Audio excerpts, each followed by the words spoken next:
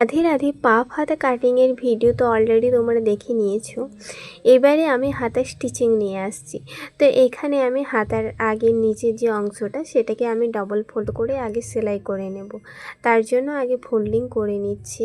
তো এখানে দেখে নাও, এইভাবে আমি কিন্তু সেলাইটা করব। তো এখানে আমি ডবল ফোল্ড করে নিলাম, করে নেওয়ার পর সুন্দর করে সেলাই করে দিচ্ছি। তারপরে কিন্তু আমি হাতার কুচিগুলো দেব, অর্থাৎ পাফ যেই পোর্শানটাতে হবে সেই পোর্শানের কাজ এই কাজটার পরেই করব। কারণ কি, পাফ আগে করে নিলে এই যে আমি হাতাটা এখানে ডবল ফোল্ড করে আমি সেলাই করব তখন একটু অসুবিধা হয়ে যায়। তো যাই হোক, এখানে দেখো আমি কাঁচি দিয়ে যে ছোট করে কাটিং করেছিলাম যেই অংশটাতে, সেই অংশ থেকেই কুচি দেওয়া স্টার্ট করেছি।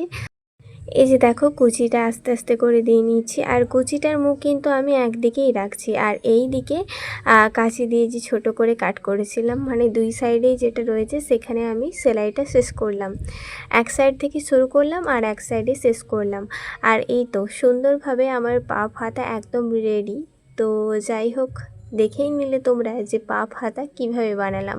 তো এরপরে আরও একটু ডিজাইন করব হাতাতে, সেটা নিয়ে দেখা হচ্ছে নেক্সট পার্টে। রাধে রাধে।